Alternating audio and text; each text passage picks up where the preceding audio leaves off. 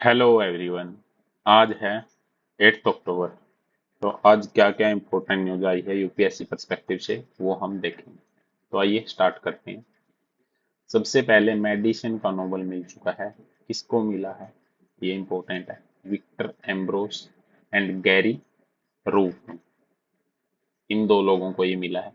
ये गैरी रूकुन है और ये विक्टर एम्ब्रोस है।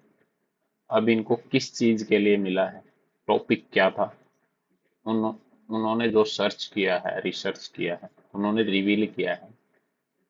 ठीक है।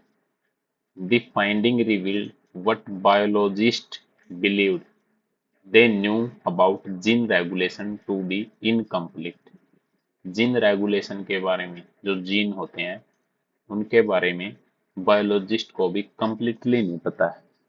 ठीक है। तो जो विक्टर विक्टर एम्ब्रोस और गैरी रूकुन, इन्होंने जॉइंटली इनको अवार्ड दिया जाएगा, नोबेल प्राइज। ठीक है। अब इन्होंने किस पे रिसर्च किया है, डिस्कवरी ऑफ माइक्रो आरएनए, इसके लिए दिया जाएगा। और इस माइक्रो आरएनए का क्या रोल है, क्या रोल है पोस्ट ट्रांसक्रिप्शनल जीन रेगुलेशन में, पोस्ट ट्रांसक्रिप्शनल जीन रेगुलेशन में इस माइक्रो आरएनए का क्या रोल है। ठीक है। अब ये दोनों लोग हैं, जो दोनों साइंटिस्ट, इन्होंने इम्पोर्टेंट चीज ये है कि ये काफी इंटरेस्टेड थे किस चीज को जानने में, कि डिफरेंट जो सेल हैं वो डेवलप कैसे होते हैं। ठीक है। तो उन्होंने माइक्रो आरएनए को उन्होंने डिस्कवर किया, जो कि एक न्यू क्लास है, टाइनी आरएनए। ठीक है। जो एक क्रुशियल रोल प्ले करता है जीन रेगुलेशन में। तो ये बात है, जो ये दोनों हैं उन्होंने रिवील किया है। उन्होंने क्या बोला है, जो इन दोनों का जो वर्क है वो क्या रिप्रेजेंट करता है, previously unknown principle of gene regulation, gene regulation के प्रिंसिपल जो पहले अननोन थे, और मल्टी ऑर्गेनिज्म के लिए उनको जानना काफी जरूरी था, इवन फॉर ह्यूमंस। तो इस इम्पोर्टेंट वर्क के लिए उनको ये दिया गया। द डो मेड देयर, दोनों ने मिलके क्या फाइंडिंग की है, स्टडीफाइंग दी 1 mm लॉन्ग राउंड वॉर्म कैनोरोहेडिस इलिंगेन, इसके बारे में। Body the body makes protein in a complex process, complex process में कोई भी बॉडी है वो प्रोटीन बनाती है, विद टू ब्रॉड स्टेप्स। कौन कौन से स्टेप्स होते हैं जब प्रोटीन बनाती है, ट्रांसक्रिप्शन और ट्रांसलेशन। डीएनए से आरएनए में कन्वर्ट होने को हम कहते हैं transcription. And from RNA to protein, from RNA to protein conversion is known as translation. I hope you are getting. After being translation, we get finally protein. MicroRNA or miRNA regulates production of protein by bonding with and subsequently silencing the mRNA at appropriate juncture. What microRNA did? It regulates the production of protein. We know from DNA to RNA, RNA to protein. Conversion from DNA to RNA is known as transcription. From RNA to protein is known as translation. After protein, after protein, microRNA, microRNA, what did microRNA? It regulates the production of protein. कैसे? ये bond मतलब कि bonding किसके साथ करता है, अलग अलग आरएनए के साथ, एप्रोप्रिएट जंक्चर पर। और इसी प्रोसेस को पोस्ट ट्रांसक्रिप्शन जीन रेगुलेशन भी बोला जाता है। एम्ब्रोस एंड रूकुन ने क्या पाया है कि जो फर्स्ट माइक्रो आरएनए जीन है सी इलिगेंस, ठीक है, 1993 में इन्होंने इसको फाइंड आउट किया था। इसको क्या बोला जाता है? लिम 4। उन्होंने इसके रोल को भी कंफर्म किया, ठीक है। They confirm its role by modifying the micro RNA to result in different part of worm's developmental process to be to be thrown out of synchronous, ठीक है। तो ये चीजें आई होप कि आपको समझ में आ रहा है। नेक्स्ट है, उसके बाद उन्होंने सेकंड माइक्रो आरएनए जीन को फाइंड आउट किया 7 साल के बाद। उसको बोला गया लेट 7, ठीक है। उन्होंने ये बोला कि जो माइक्रो आरएनए एम आई आरएनए वो एक्चुअली एनिमल किंगडम में प्रेजेंट होते हैं, ठीक है। ये भी कंफर्म किया। एम आई आरएनए जो होते हैं are proving to be fundamentally important for how organism develop and function, the assembly added in its statement। तो ओवरऑल कंक्लूजन ये है कि एक तो ये दो लोग हैं गैरी रोकुन और विक्टर। इनको याद कैसे करेंगे? गैरी क्रिस्टन जब इंडिया के कोच थे उन्होंने इंडिया को विक्ट्री दिलाई, तो ये दो लोग तो वर्ल्ड कप के लिए। तो ये दो लोगों के नाम याद हो गए। इनको किस चीज के लिए मिला है? Post transcriptional post transcriptional behaviour जो होता है आरएनए का, वो जो कि हेल्प करता है to regulate the production of protein, ठीक है। इसके लिए now let proceed to the next news. India between now let's we read something about DNA and RNA. This picture is about RNA, double helical model. You know, right? Sorry, DNA. This one is DNA, deoxyribonucleic acid, and this one single helical model is RNA, ribonucleic acid, ठीक है। Ribonucleic acid, deoxyribonucleic acid. RNA जो है वो एक nucleic acid है जो सभी living cell में मिलता है और मोस्टली सिंगल स्ट्रैंडेड में मिलता है, डबल में भी मिल जाता है कभी कभी। और डीएनए किस में मिलता है? डबल स्ट्रैंडेड में। तो न्यूक्लियोटाइड्स हैं वो क्या कंटेन करता है? Ribose sugar. राइबोज शुगर होते हैं। नाइट्रोजीनियस बेसिस भी होते हैं। ये है नाइट्रोजीनियस बेसिस, ठीक है। ये शुगर फास्फेट है, ये देखो। देन फोस्फेट ग्रुप भी होता है। 3 टाइप के आरएनए होते हैं, मैसेंजर आरएनए, राइबोसोमल आरएनए और ट्रांसफर आरएनए। जो कुछ आरएनए होते हैं वो जीन एक्सप्रेशन को रेगुलेट करते हैं, जबकि जो वायरसेस हैं वो यूज कर सकते हैं आरएनए को as their genetic material. RNA का मेन काम क्या है? प्रोटीन को क्रिएट करना थ्रू ट्रांसलेशन एंड सर्व करना as a primary genetic material for viruses. RNA एक न्यूक्लियोटाइड पॉलीमर है जिसके अंदर ribo sugar, phosphate and bases होते हैं, जैसे adenine, guanine, cytosine and uracil, AGCU। जबकि डीएनए में यू की जगह टी होता है, ठीक है। यूरेसिल क्या है? एक आरएनए का स्पेसिफिक पैरामिडिन है, ठीक है। जबकि डीएनए में यू की जगह थायमिन होता है। Okay, this one DNA, this one RNA. ये बेसिस है, ये बेसिस है। एजीसीटी जो होते हैं ना, सीक्वेंस में लगे होते हैं, और इनके बीच में ए जी और सी टी के बीच में हाइड्रोजन बॉन्ड होते हैं। ठीक है, तो सिंगल स्टैंडर्ड हमने आरएनए देख लिए, कुछ डबल स्टैंडर्ड आरएनए भी होते हैं। तो डीएनए आरएनए की प्रोसेस को हमने पढ़ लिया।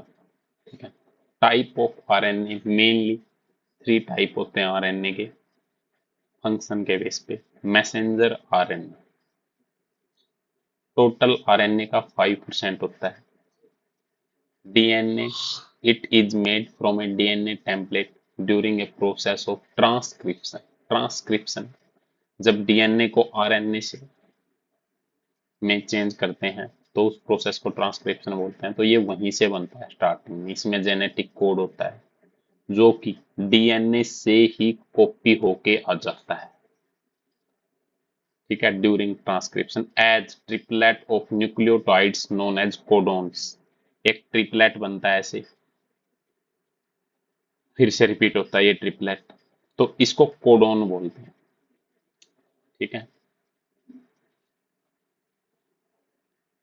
जो एक ट्रांसक्रिप्टोम है वो फुल रेंज होता है एमआरएनए का। ठीक है, तो ये पूरा एक ट्रांसक्रिप्टोम है। और जो ये क्या काम करता है, ट्रांसपोर्ट करता है जेनेटिक इंफॉर्मेशन को सेल न्यूक्लियस से साइटोप्लाज्म तक। एमआरएनए का काम है मैसेंजर आरएनए।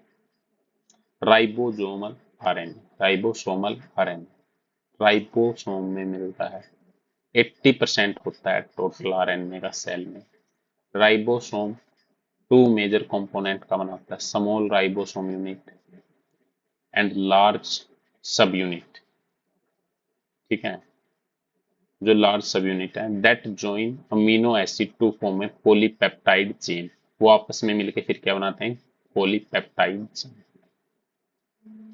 इस ये क्या करता है, कंट्रोल एमआरएनए ट्रांसलेशन को प्रोटीन में जब चेंज होता है उसको कंट्रोल करता है। टीआरएनए एंड अदर प्रोटीन को भी बाइंड करता है।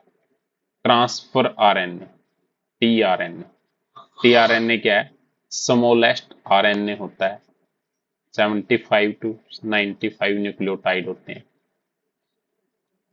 टीआरएनए ब्रिंग या ट्रांसफर करता है अमीनो एसिड को, कहाँ, राइबोसोम में। तो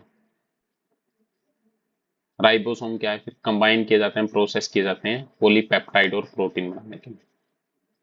तो ये था सारा आरएनए के बारे में। फंक्शन भी होते हैं इसके, प्रोटीन सिंथेसिस में काम करता है ये, काफी अदर फंक्शन भी होते हैं, आरएनए इंटरफेरेंस और जेनेटिक मटेरियल कैटालिस्ट।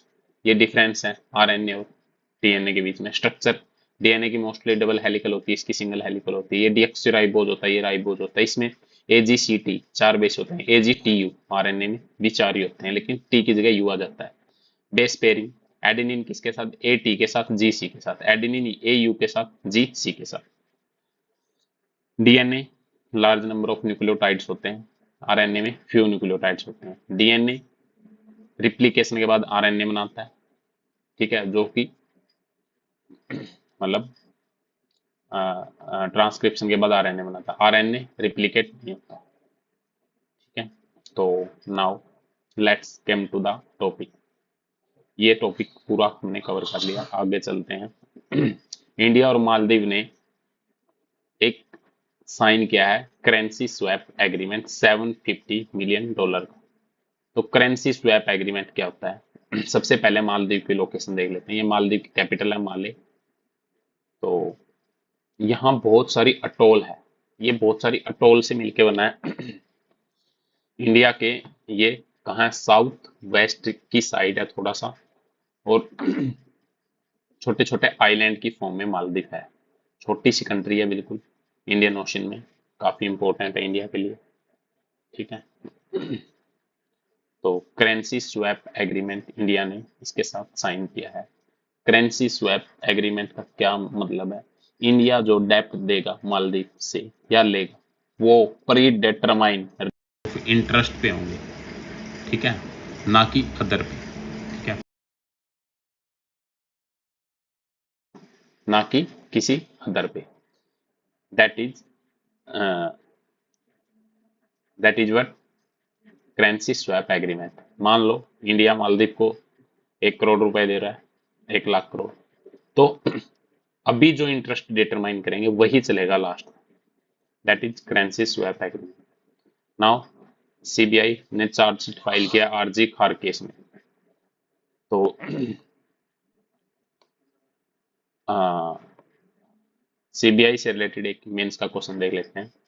सीबीआई जो है क्राइसिस का इश्यू फेस करने लग रही है, क्रेडिबिलिटी और कॉन्फिडेंस का वेरियस फैक्टर के बारे में एनालाइज करना है, क्या कॉजेज हैं और कॉन्सिक्वेंसेस है इस क्राइसिस के, और सजेस्ट करना है मेजर रिस्टोर करने के लिए कैसे फिर से पब्लिक ट्रस्ट को रिस्टोर किया जाए, रेपुटेशन ऑफ सीबीआई की। इंट्रोडक्शन में हम क्या लिख सकते हैं? सीबीआई मतलब कि एक प्रीमियर इन्वेस्टिगेशन एजेंसी है, दिस एक्ट से ये बनी है। सुप्रीम कोर्ट ने एक बेंच में बोला था सीबीआई को एक caged parrot speaking in its master voice. That is cause क्या है क्राइसिस के? पॉलिटिकल इंटरफेरेंस है, गवर्नमेंट का पता ही है, इंटरनल कन्फ्लिक्ट भी है, ठीक है, मिनिस्टर लेवल पे प्रमोशन इन्वेस्टिगेशन, ट्रांसपेरेंसी नहीं है, सिक्रेटिव ऑपरेशन होते हैं, ओपैक मैनर है। कॉन्सिक्वेंस क्या है इससे? पब्लिक ट्रस्ट लॉस हो रहा है, क्रेडिबिलिटी खो रही है, जुडिशियल इंटरवेंशन हो रहा है बार बार, ठीक है, supreme court, high court, CVC, ये सब लोग बार बार इंटरवेंट कर रहे हैं, गवर्नेंस काफी इंपैक्ट हो रही है इससे। तो ये स्टेटस है, क्या क्या मेजर लिए जा सकते हैं? सीबीआई को स्टेचुटरी बॉडी नहीं है तो उसको स्टेचुटरी स्टेटस दिया जाए, सिलेक्शन कमेटी में हाई पावर्ड कमेटी हो जो सिलेक्ट करती है सीबीआई डायरेक्टर को, फिक्स टेन्योर किया जाए और फाइनेंशियल ऑटोनॉमी दी जाए, ओवरसाइट बॉडी, एक अकाउंटेबल बनाया जाए सीबीआई को, ठीक है। तो ये सारी चीजें हम लिख सकते हैं। Now let's proceed to the next news.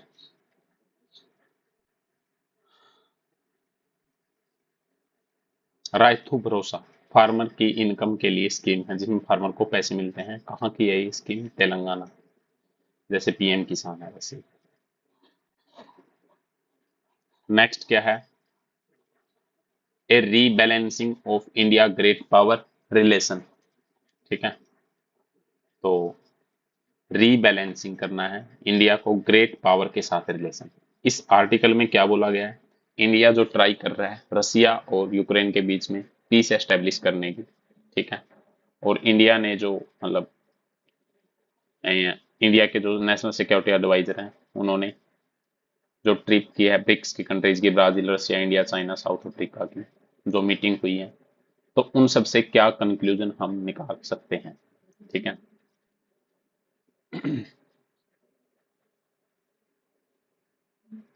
India एक तो चाइना के साथ अपना जो मिलिट्री डिस्प्यूट है किस पे, एलएसी पे, वो सोल्व करना चाहता है। तो इंडिया बार्गेनिंग कर रहा है किसके साथ? चाइना के साथ, ठीक है, चाइना के साथ। और अपने इंटरेस्ट को प्रोटेक्ट करने के लिए वो यूएसए को भी इंगेज रखना चाहता है एक रूल बेस्ड इंडो पैसिफिक में। चाइना के साथ भी कर रहा है उधर इंडिया, और यूएस को भी इंगेज रखना चाहता है कि एक रूल बेस्ड इंडो पैसिफिक हो, उसके ऊपर चाइना का डोमिनेंस ना हो। फंडामेंटल आइडिया जो क्वाड था, ऑस्ट्रेलिया, जापान, इंडिया और यूएस, ठीक है, उसके साथ भी इंडिया काम कर रहा है, ठीक है। तो एग्जिस्टिंग जो ग्लोबल वर्ल्ड ऑर्डर है उसके साथ मिलकर इंडिया काम कर रहा है। तो इंडिया के जो रिलेशन है इस वजह से रसिया के साथ थोड़े से बिटर भी हो जाते हैं, क्योंकि रसिया नहीं चाहता कि इंडिया की इंगेजमेंट क्वाड में ज्यादा हो, ठीक है, क्योंकि वेस्टर्न डोमिनियंट है ये, तो ऐसा ही माना जाता है। पीस मेकर का इंडिया रोल प्ले करना चाहता है। डोवाल ने पुतिन से जो मीटिंग की थी उनका उन्होंने पीस प्लान भी बताया है। Means India want to be a peace maker between Ukraine and Russia. But एक डाउट है जो इंडिया की इच्छा है, ठीक है, India willinglessness as an aspiring global player to shoulder the responsibility in peace making which way include the meaningful role. तो India को क्या करना चाहिए? इंडिया को एक मीनिंगफुल रोल प्ले करना चाहिए दोनों कंट्री के बीच में। तो यूक्रेन के बाद जब मतलब डोवाल और पुतिन जो मीट हुए उसके बाद मिस्टर मोदी ने यूक्रेन और मॉस्को दोनों की ट्राई किया। मतलब ओवरऑल इंडिया का क्रिटिसिज्म भी हुआ, लेकिन फिर भी इंडिया ने ट्राई किया कि इस कन्फ्लिक्ट को किस तरह से रिजोल्व किया जाए। फ्रेंच के जो प्रेसिडेंट हैं इमैनुअल मैक्रोन से भी जो थे इंडिया के प्राइम मिनिस्टर और नेशनल सिक्योरिटी एडवाइजर, वो भी मिलते रहते हैं सब्सिक्वेंटली। ठीक है। पीस मेकिंग के काफी इनिशिएटिव इंडिया लेना चाहता है और इंडिया इसको सोल्व करना चाहता है।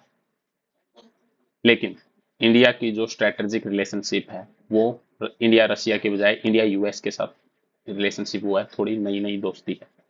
ठीक है। जबकि इंडिया रशिया की जो रिलेशनशिप है वो 6 डिकेड से भी ज्यादा की हो चुकी है। तो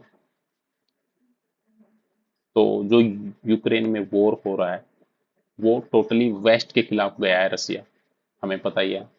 और जो मॉस्को का जो रोल, मॉस्को मतलब रशिया की कैपिटल, जो टिल्टेशन है वो चाइना की तरफ काफी ज्यादा हो चुका है। और चाइना का एज ए जूनियर पार्टनर रसिया काम कर रहा है और स्ट्रगल कर रहा है कि वो पार्टनरशिप मतलब इंगेज करे इंडिया के साथ भी। बट चाइना के ऊपर उसको ज्यादा डिपेंडेंट होना पड़ रहा है, तो इंडिया को वो उतनी इंपॉर्टेंस इंडिया को रशिया नहीं दे पा रहा जितनी वो इकोनॉमिक और मिलिट्री टाई चाइना के साथ कर रहा है। तो इंडिया का भी एक कंसर्न है कि वो इंडिया को उतनी ही इंपॉर्टेंस दे। तो जो वेस्ट है वो भी रिकॉन्साइल कर रहा है अपने आप को कि और इंडिया को कि इंडिया रशिया का ऑयल क्यों खरीद रहा है, जबकि न्यू दिल्ली इसके ऊपर चुप है क्योंकि हमें सस्ते में ऑयल मिल रहा है। इंडिया की जो डेमोन्स्ट्रेशन है कि इंडिपेंडेंट फॉरेन पॉलिसी वो एक नॉर्मेटिव कोस्ट पे आई है, नॉर्मेटिव व्हाट शुड बी। ठीक है। वेस्ट का व्यू इसमें इंडिया के ऊपर अलग है, मतलब थोड़ा सा। तो एक मीनिंगफुल रोल अगर हम प्ले कर देंगे जो ये ग्लोबल क्राइसिस है इसमें, तो इंडिया एक वर्ल्ड प्लेयर के रूप में आगे आ सकता है।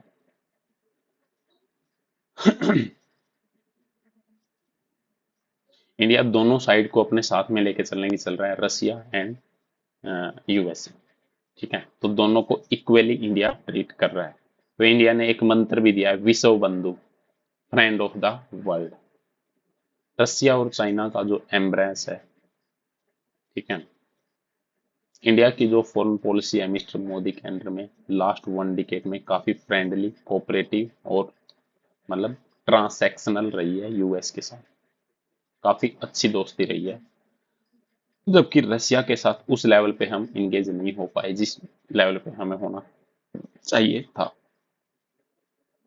जबकि रशिया की जो फॉरेन पॉलिसी है उसके दो ही ऑब्जेक्टिव हैं मिस्टर पुतिन के अंडर। मॉस्को और बीजिंग के बीच में एक नेक्सस डेवलप हुआ है और उनको मल्टीपोलर वर्ल्ड क्रिएट करना है जो कि यूएस के डोमिनेंस को काउंटर कर सके। एंटी वेस्टर्न सोसाइटी जिसमें जो उनकी स्ट्रेटजी एंटी वेस्टर्न सोसाइटी की स्ट्रेटजी, उसमें क्या चाइना और इंडिया दोनों उसके काफी close I because Russia want to be a multipolar world. But India totally Russia और चाइना के साथ अलाइन नहीं हो सकता, इसकी अपनी स्ट्रेटेजिक प्रायोरिटीज हैं।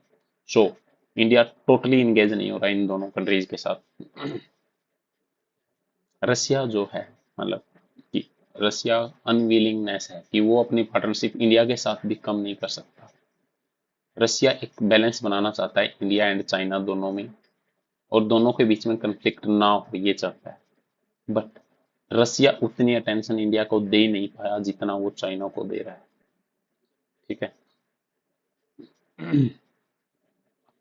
तो अब रसिया की जैसे जैसे क्लोज टाई चाइना के साथ जो बढ़ रही है, रसिया की जो टाइज हैं वो इंडिया के साथ काफी कम भी दिख रही है उस वजह से। तो जो न्यू दिल्ली है, न्यू दिल्ली भी फिर मतलब इंडिया, वो भी मॉस्को को यूजफुलनेस मान रहा है। तो इंडिया भी इसे एग्जॉस्ट हो चुका है रसिया और चाइना का जो डीप कनेक्शन है उससे। और चाइना जिस वजह से इंडिया की सिक्योरिटी थ्रेट बना हुआ है हिमालयन बॉर्डर पे, तो इंडिया को वो रिस्पॉन्स नहीं मिल रहा रसिया से जो मिलना चाहिए। साथ में चाइना पाकिस्तान को भी सपोर्ट कर रहा है, active support even in terrorism.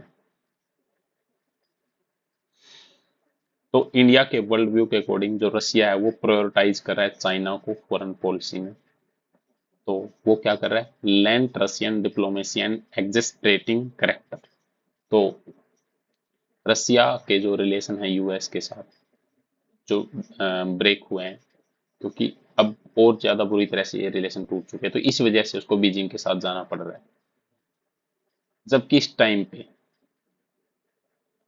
पे इंडिया और चाइना में भी नॉर्मल रिलेशन नहीं है।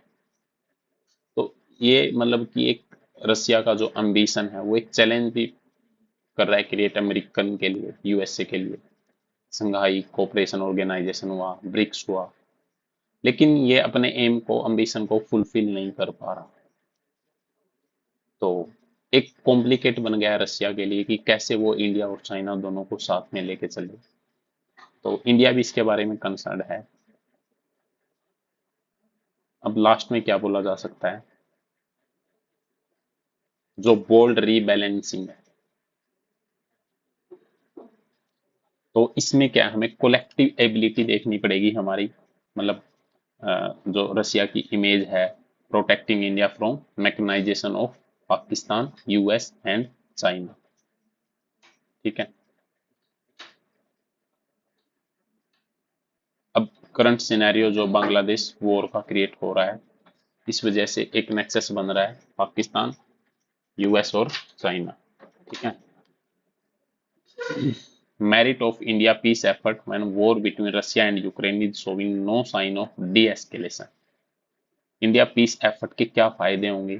तो the argument that New Delhi does not really have the leverage to push either side to negotiating table, nor India's leadership accustomed to incur displeasure of both parties in mediation effort. But that should not be the justification not trying to play the game of mediation. India को mediation की try करनी चाहिए, बेशक India को लगे कि कोई भी पार्टी उसकी बात मानने को तैयार नहीं है या फिर इंडिया को कोई फायदा नहीं हो रहा उससे, सिंबॉलिकली भी और प्रैक्टिकली भी। मिस्टर डोभाल की जो पब्लिकली एडवर्टाइज है, मतलब mister Doval publicly advertise and depth diplomatic interaction with mister Putin और मिस्टर मैक्रोन, एक न्यू फॉरेन पॉलिसी डायनेमिक है वो तैयार करनी चाहिए। इस कॉन्फ्लिक्ट रिजोल्यूशन के लिए इंडिया को एक स्ट्रेटेजिक ऑटोनोमी की तरह बिहेव करके, फॉलो करके स्ट्रेटेजिक ऑटोनॉमी की पॉलिसी, दोनों के कंफ्लिक्ट को रिजोल्व करने की कोशिश करनी चाहिए।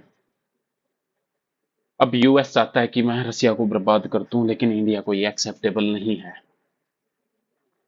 ठीक है। स्ट्रेटेजिक रिलेशनशिप इंडिया यूएस के साथ भी बनाना चाहता है, बट यूएस चाहता है कि क्वाड के थ्रू हम इंडिया को टोटली वेस्ट की साइड ले आए। बट इंडिया दोनों चीजों को समझता है, पूरे एजेंडे को, और एक्सेप्ट करता है जो जो फंडामेंटल फीचर थे क्वाड के, उसी के ऊपर चलता है। स्ट्रक्चरल जो इम्पीडिमेंट्स हैं, मतलब कि इंडिया चाइना का रिलेशन और कोई भी इमोशनल कनेक्ट नहीं है इंडिया का, तो इंडिया एक स्ट्रेटेजिकली अपना बिहेव कर रहा है। तो ये आर्टिकल था, इंडिया क्या क्या कर रहा है, रीबैलेंस कैसे कर रहा है। माइक्रो आरएनए वाला हमने पढ़ लिया है, इस वजह से वो मिला है। मैरिटल रेट इंपॉर्टेंट आर्टिकल है काफी। इस आर्टिकल में क्या बोला गया है कि मैरिटल रेट के सेक्शन 63 एक्सेप्शन 2 भारतीय न्याय संहिता क्या बोलती है कि सेक्सुअल इंटरकोर्स अगर मेल और फीमेल के बीच में होता है अपनी वाइफ के साथ, और वो वाइफ 18 से अबव एज की है, तो वो क्या है, रेप नहीं माना जाएगा। विदाउट एनी कंसेंसस के होता है, बिना किसी इच्छा के। ठीक है। इस प्रोविजन को अब चैलेंज कर दिया गया है, यानी कि 18 ईयर के बाद मान लो फीमेल और मेल के बीच में सेक्स होता है, किसी का मन नहीं है, मान लो फीमेल का मन नहीं है, लेकिन उसके बाद भी होता है, तो क्या है, इसको माना नहीं जाएगा मैरिटल रेप में। लेकिन अगर 18 से कम एज है तो उसको माना जाएगा, कंसिडर किया जाएगा।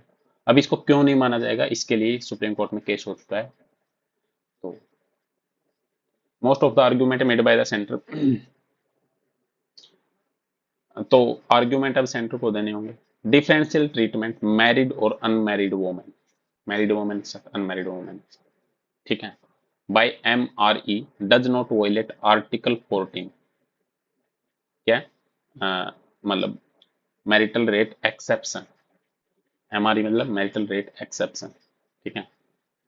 तो अगर डिफरेंशियल ट्रीटमेंट हो रहा है, तो इसका मतलब ये नहीं है कि वो आर्टिकल 14 को क्या कर रहा है, वायलेट कर रहा है, नहीं कर रहा, क्योंकि मैरिड एंड अनमैरिड दोनों ही तो अलग अलग हैं। मैरिड और अनमैरिड दोनों अलग अलग वुमेन हुई ना। Factum of marriage it is argued creates a continuing expectation of reasonable sexual access which is absent in case of a stranger or another intimate relationship. Thus, affidavit contains a sufficient basis for legislature to make a distinction between incident of rape within and outside marriage. As a legal argument, this is alarmingly vague. Who gets to define what reasonable sexual access means and on what parameter? Is it a subjective definition or an objective one? Does it encompass question on different sexual act or frequency? अब देखो, अगर एक non, मान लो mail है और female है, इनकी marriage हो रखी है, अब ये फीमेल अगर फीमेल के साथ मेल सेक्स करता है बिना किसी कंसेंसस के, तो इसको तो रेप माना नहीं जाएगा। लेकिन अगर ये एक दूसरे को नहीं जानते, रिलेशनशिप में है किसी भी, और वो करता है बिना उसके, उसको रेप माना जाएगा। तो ये अलग अलग स्टैंडर्ड फॉलो क्यों किए जाते हैं? ठीक है, जो मैरिज है वो एक कॉन्टिन्यूस एक्सपेक्टेशन रीजन है, मतलब कि मैरिज को एक वो बना दिया है कि वो एक्सपेक्टेशन पूरी करेगी रीजनेबल सेक्सुअल एक्सेस की। ठीक है, और इसको एक साउंड लीगल आर्ग्यूमेंट भी पेश किया जा रहा है। ट्रेडिशनल जेंडर नॉर्म्स जो हैं, मैरिज है वो एक क्या करती है, कंटिन्यूइंग एक्सपेक्टेशन कि husband will provide for his wife. Surely that cannot be ground for saying that if a wife take her husband car and sell them as scrap metal without his consent, she has not committed theft. अगर बिना किसी permission के, मान लो mail और female, अब इन्होंने बड़ा अच्छा एग्जांपल दिया, मेल और फीमेल है।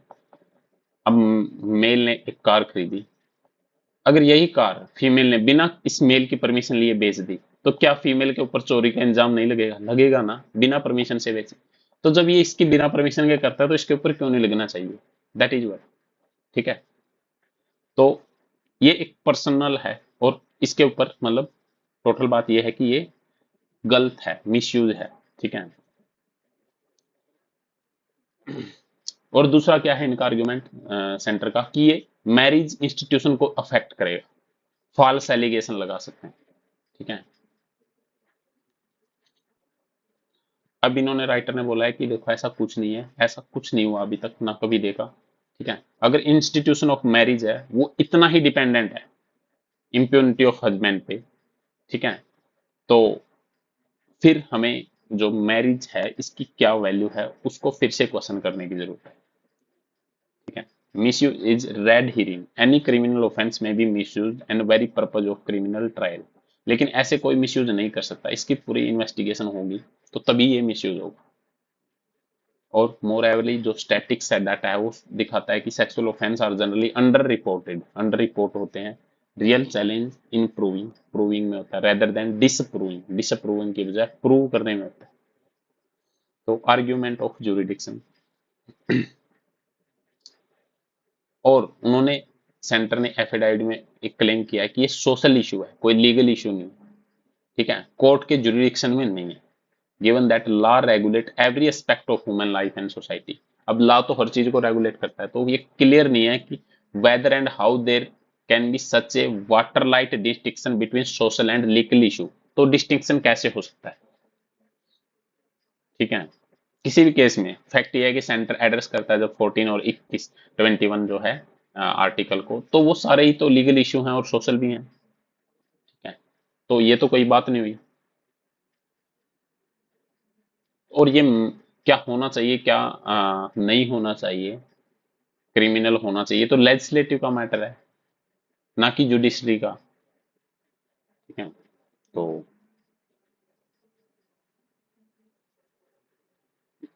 तो ये सारी बातें इन्होंने बोली किया। This centre affidavit rehashes many familiar argument in favor of marital rate exception, but legal merit of this argument is questionable. Legal merit मतलब कि ये अलाउड होना चाहिए, सेंटर बोल रहा है कि नहीं होना चाहिए, बस बात यही थी। दी कासिस्ट प्रोविजन इन प्रीजन, प्रीजन में क्या हुआ है कि PIL लगा देगी। जो प्रीजन मैनुअल है अलग अलग, प्रीजन किसके डिपार्टमेंट में आता है? स्टेट लिस्ट के अंदर में आता है। प्रीजन 7th शेड्यूल, 3 लिस्ट है, सेंटर, स्टेट एंड कंकरेंट। तो स्टेट लिस्ट में आता है। तो स्टेट लिस्ट में कुछ प्रोविजन ऐसे हैं जिसमें जब कोई भी कैदी जेल में जाता है तो उससे वो अंदर उससे काम करवाते हैं, तो उससे वही काम करवाया जाता है जिस कास्ट का वो है। तो सुप्रीम कोर्ट ने बोला कि वहां क्यों कास्ट बेस्ड डिस्क्रिमिनेशन करते हो? आर्टिकल 21, आर्टिकल 14, आर्टिकल 23, ये सब वायलेट हो रहे हैं। ठीक है, फंडामेंटल राइट पे। तो ये बात है इसमें। जो हाई परफॉर्मेंस बिल्डिंग है वो सस्टेनेबल फ्यूचर के लिए काफी अच्छा काम कर सकती हैं। ये इसमें आर्टिकल में बोला गया, सस्टेनेबल डेवलपमेंट क्लाइमेट चेंज के लिए काफी अच्छा काम कर सकते हैं, क्योंकि आजकल इतना ज्यादा इंफ्रास्ट्रक्चर डेवलप हो रहा है ग्लोबली। जो बिल्डिंग है नियरली 40% है टोटल फाइनल एनर्जी कंजप्शन का। ठीक है। तो अ, उनमें अगर मतलब कि उनको एक अच्छे तरीके से अगर हम डेवलप करेंगे ग्लोबली सस्टेनेबल वे से, तो वो आराम से क्या कर सकती हैं, एब्जॉर्ब कर सकती हैं। मतलब कि एनर्जी जो है वो एक रिन्यूएबल एनर्जी की तरह उसमें सारी चीजें यूज की जा सकती हैं। ठीक है। तो ये सारी चीजें इस आर्टिकल में बोली गई हैं। तो आज के लिए मोस्ट इम्पोर्टेंट न्यूज यही थी। तो ये वही है MIRNA वाला जिसमें नोबल मिला है। तो इस तरह से आज हमने ये न्यूज़ पेपर डिस्कस किया। आई होप आप लोगों को अच्छा लगा होगा। अगर कोई इशू या क्वेरी है तो आप मुझे बता देना कमेंट बॉक्स में। I will try to end. Thank you guys, thanks a lot.